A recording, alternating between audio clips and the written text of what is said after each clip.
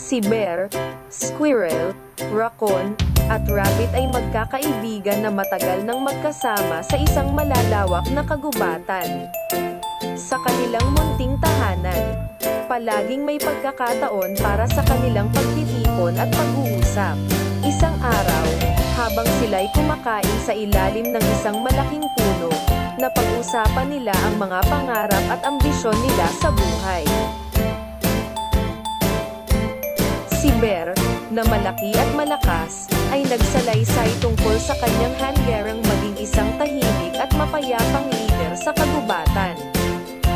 Gusto niyang palakasin ang ugnayan ng lahat ng mga hayop at mapanatili ang kapayapaan.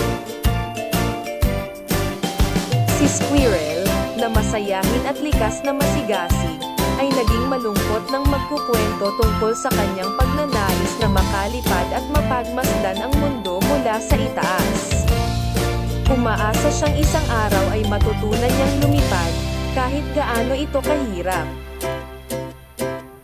Si raccoon, isang mapanlikha at masalimuot na hayop, ay ibinahagi ang kanyang pangarap na maging isang kilalang pintor.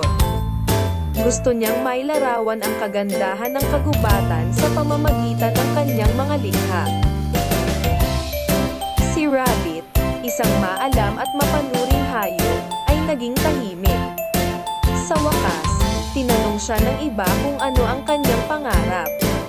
Ngumiti si rabbit at sinabi, "Ang aking pangarap ay ang magkaroon tayo ng isang komunidad kung saan lahat tayo ay makakamtan ang ating mga pangarap sa tulong ng isa't isa. Ang aking pangarap ay ang magkaroon tayo ng pagkakaibigan na walang iwanan." Sa pagpatak ng mga sandali, naramdaman ng apat na magkaibigan ang malalim na kahulugan ng kanilang usapan. Naisip nila na ang kanilang mga pangarap ay may puwang sa kanilang magkakaibigan. Sa kabila ng kanilang mga pagkakaiba, naging mas malakas ang kanilang ugnayan. Nalaman nila na ang pagkakaroon ng mga pangarap ay nagbibigay lakas sa kanila upang magsama-sama at magtagumpay. Mula noon, patuloy na nagtulungan ang apat na magkaibigan upang tuparin ang kanilang mga pangarap. Sinuportahan ni bear ang mga proyekto ni raccoon. Tinuruan ni squirrel si rabbit ng mga diskarteng pampalipad, at nagtulungan silang lahat para mapanatili ang payapa at masayang komunidad na inaasam-asam ni rabbit.